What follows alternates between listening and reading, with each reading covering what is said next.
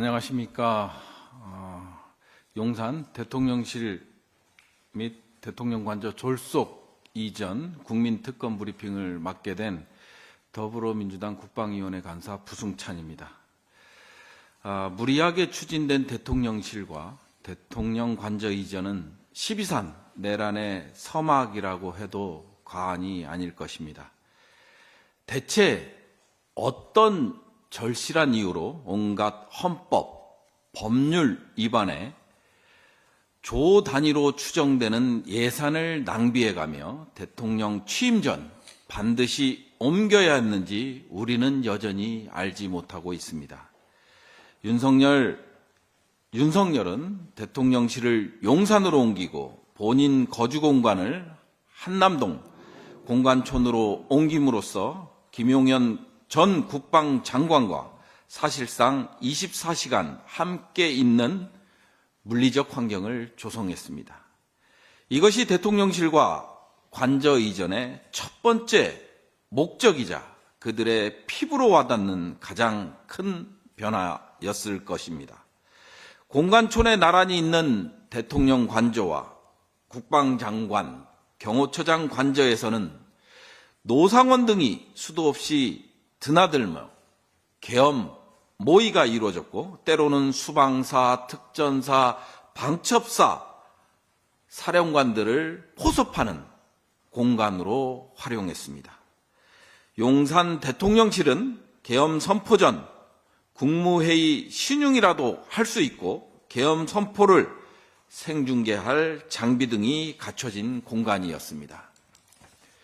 무엇보다 대통령이 몇 분 안에 합참 지휘통제실로 넘어가 국방장관과 계엄사령관 등을 불러 모아 회의할 수 있는 최적의 입지였습니다. 그래서 그토록 무리하게 대통령실과 관저 이전을 감행했던 것입니다. 이제 대통령실과 관저 이전 과정에서 이들이 벌인 위법 행위와 예산 낭비에 대해 소상히 국민께 보고 드리겠습니다. 먼저 헌법과 법률을 무시한 용산 이전 강행이었습니다. 대통령실의 용산 이전은 아무런 공론화 과정 없이 이루어졌습니다. 국가 중요 정책 결정임에도 불구하고 말입니다. 단 한 차례 국회 보고도 없었고요. 공청회도 없었습니다. 수기 과정은 더더욱 없었습니다. 민주주의 국가에서 있을 수 없는 일이 자행된 것입니다. 그 결과 지금까지 드러난 것만 헌법과 법률 위반 혐의가 8건에 달합니다. 첫 번째, 헌법 제82조 대통령의 국법상 행위는 문서로서 해야 하나 대통령실 이전은 결정문 등 관련 문서가 일체 존재하지 않고 있다라는 것을 확인했습니다. 둘째, 헌법 88조와 89조에 따른 국무회의 심의를 거치지 않았습니다. 헌법 89조는 국무회의 심의 안건을 17가지로 열거하고 있는데 대통령실은 이 중에 최소 3건에 해당합니다. 첫 번째 조항은 국정의 기본 계획과 정부의 일반 정책이라는 것입니다. 네 번째 조항에 해당하는 것으로 예산안, 결산, 국유재산의 처분, 기본 계획 및 국가의 부담이 될 계약, 기타 재정에 관한 중요 사항이 대통령실 이전입니다. 13번째 항목으로 행정각부의 중요한 정책의 수립과 조정에 해당된다는 것입니다. 세 번째로 대통령직 인수법 제7조 대통령직 인수위원회 업무는 조직, 예산 파악, 정책 준비, 총리 및 국무위원 검증 등에 한정됩니다.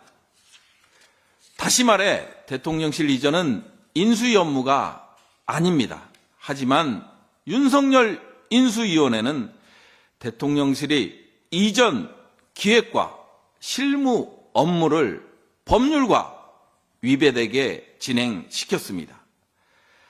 네 번째, 정부 조직법 제33조 국방부 장관의 권한인 국방 관련 사무 관장권을 침해했습니다.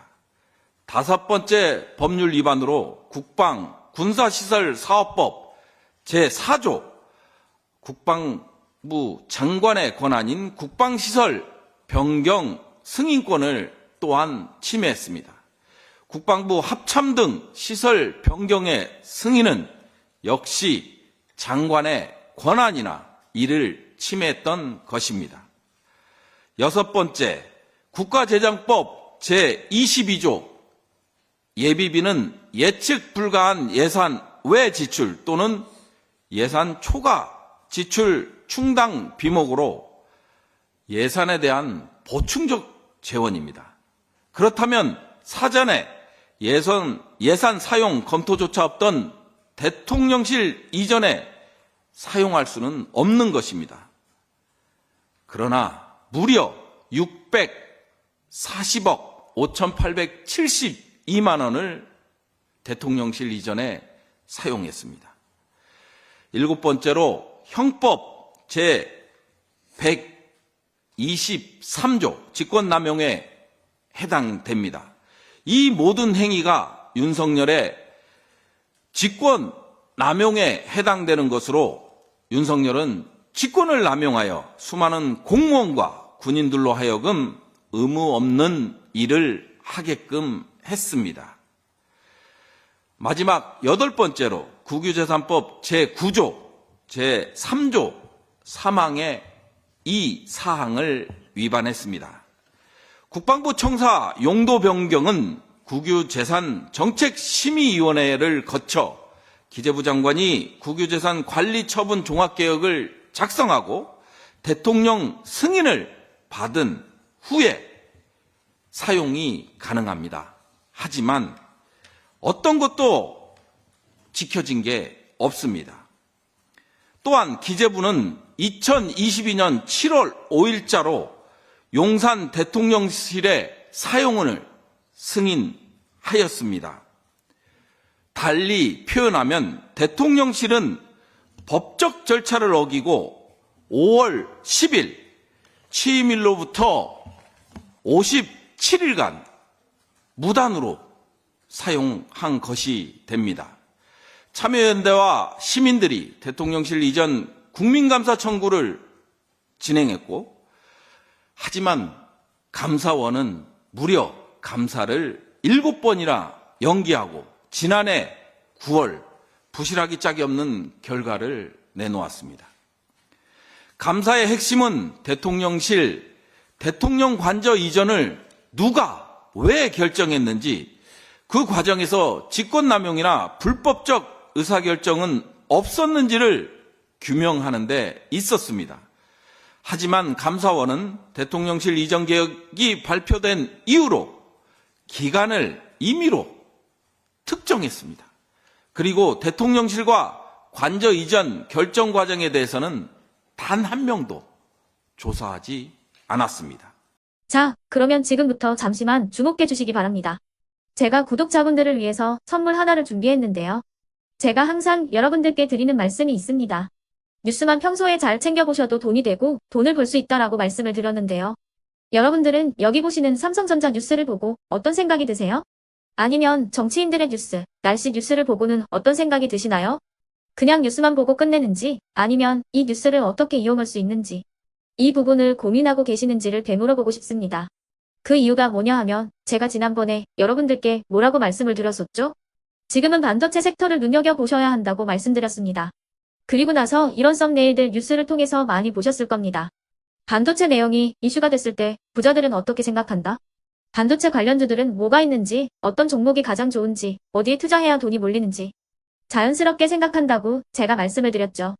그 이유가 뭐냐 하면 부자들이 봤을 때는 이슈가 곧 돈으로 이어지고 그 이슈가 나에게 돈을 벌어준다는 경험적 확신이 있기 때문에 부자들은 항상 이런 사회적 이슈를 관심 있게 챙겨본다고 제가 말씀을 드렸습니다.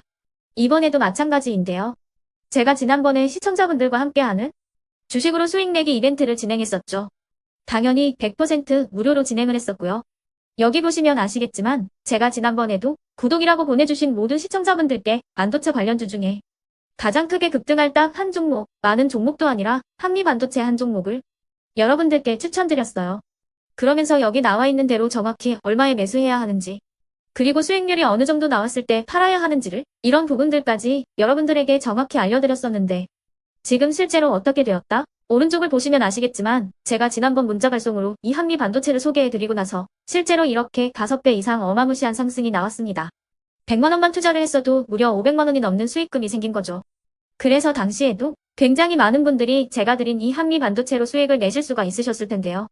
다시 한번 축하드린다고 말씀을 드리겠고 이번에도 마찬가지입니다.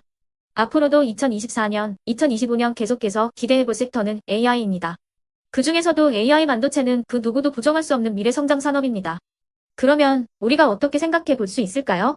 AI 반도체 종목 중에 앞으로 크게 대장 역할을 하면서 10배 이상 급등할 수 있는 텐베고 종목을 지금부터 열심히 추적해야 한다는 겁니다. 큰 돈을 투자하지 않더라도 월급의 일부분 아주 소액이라도 이 종목을 모아가야 수백 %의 수익률을 손에 쥘 수 있는 것이죠. 지금 여러분이 보고 계시는 이 유튜브 또한 AI 반도체와 아주 밀접한 연관이 있고 반도체야말로 대한민국의 핵심 산업으로 앞으로 더더욱 시장은 성장할 수밖에 없습니다. 그렇기 때문에 제가 이번에도 뭘 보내드리고 있냐면 지난번과 똑같이 구독이라는 문자를 보내주시면 제가 AI 반도체 관련주 중에 앞으로 대장주 역할을 하면서 주가가 가장 크게 급등할 한 종목을 여러분들께 문자 발송으로 종목명과 사고 파는 시점을 모두 알려드릴 건데요. 그 문자를 받고 여러분들이 주식으로 돈 버는 연습을 한번 해보셨으면 좋겠고요. 혹시라도 나는 주식을 하지 않는다 하시는 분들은 주변에 주식하시는 지인분들에게 말씀을 해주셔도 되고요. 아니면 연세가 있으셔서 투자가 어렵다 하시는 분들은 이 종목을 자녀분들에게 한번 사봐라. 이걸로 한번 수익을 내봐라. 이렇게 조언을 해주실 수도 있는 거겠죠. 그래서 지금 이 영상을 보시는 시청자분들 중에 나도 이번 종목이 좀 궁금하다 하시는 분들은요. 누구나 상관없이 그리고 어느 시간대나 상관없이 부담 없이 010-2514-5930번으로 구독이라는 문자 보내주시면 제가 이번에도 똑같이 무료 추천 급등주 문자를 보내드리겠습니다. 이해되시겠죠? 제 번호 010-2514-5930번으로 구독이라는 문자 보내주시면 여러분들이 직접 이슈를 통해서 돈 버는 연습을 해보실 수가 있는 거고 제가 돈을 받는 것도 아니고 투자를 대신해 드리는 것도 아니기 때문에 부담 없이 신청해 주시면 되는 겁니다. 그리고 수익이 나면 저는 다른 것은 하나도 바라지 않습니다. 제 채널에 구독, 좋아요 한 번씩만 눌러주시라 이렇게 다시 한번 말씀을 드리겠습니다.